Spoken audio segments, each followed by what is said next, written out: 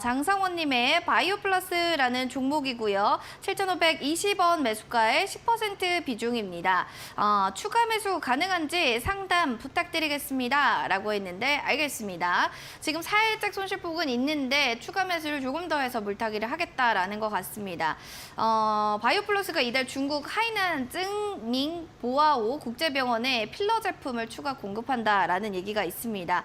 이제는 글로벌하게 좀 세계로 뻗어나가는 바이오플러스인데 전문가님 이런 거 보면 네네. 조금 더 담아도 괜찮겠다라는 우리 투자자분들의 마음은 있거든요. 네네, 맞습니다. 전문가님은 뭐 거기에 대해 동의하시나요?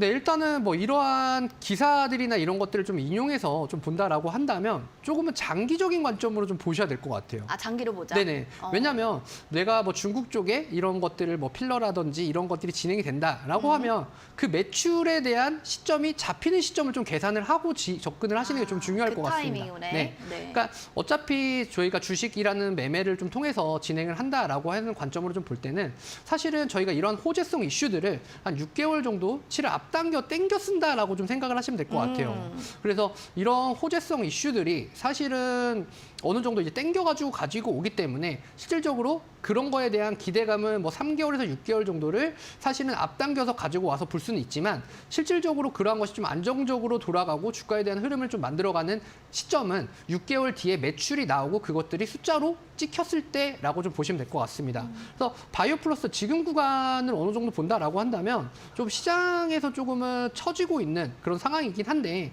조금 나쁘지는 않습니다. 그래서 현재 가격적인 부분으로 볼 때에는요. 지금은 저점을 조금은 만들어지는 시간을 조금 기다리셔야 될 것 같아요. 그래서 조금은 추가적인 매수를 고민하는 그런 관점이시다라고 한다면 저는 6,000원 초입 구간까지는 조금은 인내를 하고 좀 기다려보자.